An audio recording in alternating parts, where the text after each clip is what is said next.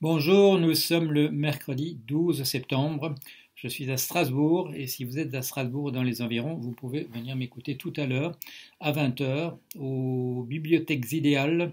Je serai interrogé par Thierry Jobard de la librairie Kléber. Et je ne suis pas seul, je ne suis pas seul. C'est un événement important chaque année où il y a beaucoup de monde qui est invité. Dans le train qui m'a mené de Paris à Strasbourg hier, il y avait à quelques mètres de moi Étienne Klein. Et au moment de descendre du wagon, nous nous sommes dit exactement la même chose. Je t'avais reconnu, mais je ne voulais pas te déranger. Voilà, on a quand même pu discuter un petit peu, en particulier du temps et du vide auquel il va consacrer son prochain bouquin. Il m'a d'ailleurs fait une petite plaisanterie quand je lui ai dit comment je travaillais sur Trump. Il m'a dit que je travaille sur la même chose. J'écris un livre sur le vide. Alors, vous avez dû voir, si vous avez regardé, consulté mon blog, qu'on a mis les petits plats dans les grands pour m'inviter à Strasbourg. Ça fait très plaisir. Ça fait très plaisir. C'est un livre le livre dont je vais parler tout à l'heure, mon dernier, qui s'appelle Défense et illustration du genre humain, a l'air d'être pris très au sérieux, ce qui me fait plaisir parce que c'est un de mes livres que je considère comme important. Important surtout parce que j'y ai consacré beaucoup de temps à la rédaction, à la documentation, à mettre ensemble des choses voilà, dont j'espère qu'elles font sens. Comme mon livre Principe des systèmes intelligents, ma contribution à l'intelligence artificielle il y a pas mal d'années, comme comment la vérité et la réalité furent inventées, publié en 2009, mais qui est le fruit d'une vingtaine d'années de travail, comme mon livre sur Keynes, Penser l'économie avec Keynes, qui lui aussi m'a demandé de lire les œuvres complètes de Keynes, qui sont nombreuses, et puis de mettre tout ça ensemble avec mon expérience moi-même personnelle de Cambridge et de l'Angleterre, et pour essayer d'en faire quelque chose, d'aller au-delà, c'est ce que j'ai essayé de faire, d'aller au-delà de ce que Keynes avait pu faire, et de renouer quelques fils qui pendaient, et d'aller prolonger un peu sa réflexion, en particulier sur le taux d'intérêt. Alors, défense et illustration du genre humain, c'est un prolongement du dernier qui s'en va, éteint la lumière. Il y a une différence, le dernier qui s'en va, éteint la lumière, c'était un livre relativement vite fait, c'était un livre provocateur dans le ton, c'était un livre qui honnêtement m'avait pas demandé beaucoup de temps à écrire, c'était voilà, un cri d'alarme, je lançais l'alarme, je sonnais l'alerte et j'essayais d'attirer l'attention sur des choses importantes comme le risque de l'extinction. Défense et illustration du genre humain, c'est sur le même thème, mais c'est un livre plus sérieux, Et curieusement, il irrite davantage. Parce que bien qu'ils soient beaucoup moins provocateurs dans le ton, peut-être le fait qu'ils ne soient pas provocateurs précisément fait qu'on on peut pas écarter ces thèses peut-être aussi facilement qu'on aurait pu le faire ou qu'on a pu le faire avec le dernier qui s'en va éteindre la lumière. Tout ça c'est du bien étayé, voilà, ça renvoie à beaucoup de choses, beaucoup de lectures, beaucoup de personnes, beaucoup de personnages historiques, beaucoup d'éléments d'information mis ensemble et c'est peut-être ça qui irrite particulièrement et qui provoque dans certains quartiers un très grand silence. C'est un livre, si on en parle, on peut en parler que très sérieusement, et en particulier de ce qui est dit, de cette alerte qui doit être lancée, de cette alarme qui doit être sonnée. Et de ce point de vue-là, il y a des choses très rassurantes, parce que quand le dernier qui s'en va et éteint la lumière est sorti en 2016, il y a eu des réactions disant qu'est-ce que c'est que cette histoire de parler de l'extinction du genre humain. C'était seulement il y a 2 ans. Et c'était considéré comme une thèse un petit peu farfelue, oui. Et alors que maintenant, tous les jours, je reçois dans mes mails des gens qui disent il existe un grand danger, vous n'êtes pas au courant, mais signez la pétition, rassemblons-nous, etc.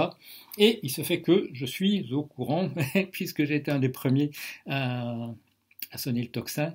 Mais ça me fait plaisir qu'on m'envoie, voilà, que tout le monde se mobilise. Vous avez vu ces papiers cette pétition qui a été signée par des acteurs, par des auteurs. C'était pas un niveau, je dirais, d'analyse très poussé. C'était pas un texte véritablement programmatique, mais c'est bien que tout le monde se mobilise, dise maintenant il faut absolument faire quelque chose. Et vous vous souvenez, c'est la démission de Nicolas Hulot qui a été le grand déclencheur de cette alerte récente. Il a compris qu'il n'y avait pas moyen de faire grand-chose à l'intérieur d'un gouvernement de type classique. Et quand je dis ça, je ne veux pas dire qu'à l'intérieur d'un gouvernement populiste on puisse faire mieux. Ce serait sans doute encore pire. Il y avait, on m'a signalé, et je voulais signaler aussi, ce film qui a été fait il y a quelques années, je crois que c'est un film de 2014, sur Yannick Jadot au Parlement européen, film un peu désespérant qui montrait qu'au Parlement européen, il n'y avait pas moyen de faire grand-chose non plus. Donc ce n'est pas à cet endroit-là qu'il faut mobiliser. J'ai, sous forme d'un peu de boutade, lancé un appel à créer un lobby. Pourquoi? Parce que justement l'événement qui avait conduit Hulot à démissionner, c'était son écœurement devant le fait qu'alors qu'il venait avec des politiques très importantes, il avait pu, la veille du jour où il a démissionné, un lobby relativement peu important, celui des chasseurs, peut-être pas en termes de vote, mais par rapport aux enjeux et surtout au fait que c'est un des lobbies liés à un type de groupe de pression qui justement ignore les enjeux ou fait de l'humour noir en disant que oui, les chasseurs disent depuis longtemps qu'ils sont les porte-parole de la nature et bon, ils savent qu'on s'esclave quand on le dit. C'est pas eux qui vont se battre pour la biodiversité, ce n'est pas eux qui ont une réflexion sur ce qu'il faudrait faire. Leur justification en général, c'est que quand on dit qu'il faut éliminer 200 loups parce qu'il y en a un peu trop, ils disent on va le faire nous-mêmes, mais c'est pas sur ces gens-là qu'on puisse compter véritablement pour redresser la barre, pour relancer les choses dans la bonne direction. Alors voilà, nous sommes nombreux, ça c'est bien, on commence à être nombreux à demander, à exiger que les choses se fassent autrement. Quand j'ai lancé cette idée de lobby, c'était une blague, voilà, c'était une sorte de boutade à partir de la réflexion sur la démission de Hulot. Mais il est vrai qu'il faudrait qu'il y ait des milliardaires qui mettent des milliards sur cette cause-là, pour que le rapport de force à l'intérieur de nos sociétés, pour qu'on puisse pas dire ah oui non le réalisme c'est qu'il faut s'occuper de ceci ou de cela, que le réalisme ce soit qu'il faut sauver l'espèce sur notre planète et toutes les espèces autour. Ça devrait être ça qui devient le réalisme. Et malheureusement, dans le monde où nous sommes, le réalisme, c'est le nombre de milliards que vous avez à votre disposition pour essayer d'inverser la tendance. Alors, il faut que nous mobilisions de cette même manière, de la même manière que ce banquier avec qui j'avais un jour discuté dans une émission de radio m'avait dit « Vous avez entièrement raison, monsieur, c'est pour ça que je vous ai donné raison pendant toute l'émission », ce qui est assez paradoxal, bien entendu. Mais le jour où le marché se rendra compte que ce sont vos vues qu'il faut suivre, il suivra, il s'embouchera dans la voie ouverte. Alors c'est pour ça que j'avais lancé cette boutade de avez-vous pensé à l'impact de l'extinction de l'humanité sur votre chiffre d'affaires, qui avait conduit d'ailleurs l'un d'entre vous à faire de très beaux signets qu'on peut imprimer et glisser dans ses livres et distribuer tout autour de soi. Que sauver l'humanité, c'est bon pour le business. Malheureusement, ce sera peut-être le seul argument qui marchera à l'arrivée. Ce sera la ruse de la raison. C'est que ce sera, une fois de plus, l'argent qui aura conduit, mais cette fois-ci, l'humanité dans la bonne direction.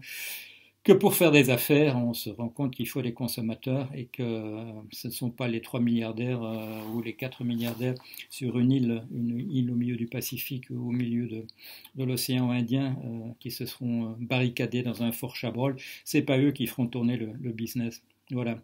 Une réflexion qui m'encourage à faire venir tout à l'heure à Strasbourg, si vous êtes dans les environs. Venez à 20h, je ne sais plus exactement où ça se passe, mais c'est la plus grande salle apparemment disponible. Soyez nombreux, et qu'on réfléchisse à ce lobby qu'il faut mettre en place pour être plus fort que les gouvernements impuissants, pour être plus fort que les parlements européens impuissants, pour que nous arrivions à faire, comme je le disais dans cette petite vidéo que j'ai fait l'autre jour sur la plage d'Ostende, pour faire que la fête continue. Voilà.